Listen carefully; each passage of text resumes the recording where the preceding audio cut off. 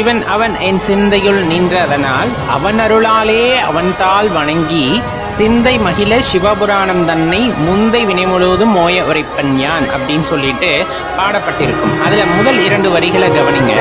சிவன் அவன் என் சிந்தையுள் நின்றதனால் அவன் அருளாலே அவன்தாள் வணங்கி அப்படின்னு சொல்லிட்டு அந்த 2 வரிகளே இதற்கான விடையை நமக்கு கொடுத்து விடுகின்றது.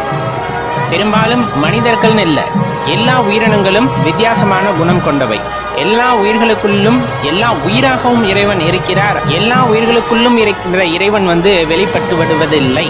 அவரவர் செய்த புண்ணிய பலன்களுக்கு ஏற்ப, அவரவர் செய்யும் முயற்சிகளுக்கு ஏற்ப, எப்படி தனக்குள் இருக்கின்ற இறைவனை உணர்ந்து கொள்ள வேண்டும்னு யார் ஒருத்தர் முயற்சி செய்கிறாங்களோ, எவ்வளவு முயற்சி செய்தாலும் அவர்களுக்கு இறைவனின் அருள் வேண்டும். அப்படி இறைவன் அருள் இருந்தால்தான் இறைவனைவே வணங்க முடியும். அப்படிங்கிறது தான் அதில் குறிப்பிட்டு சொல்லக்கூடிய விஷயமா இருக்கு.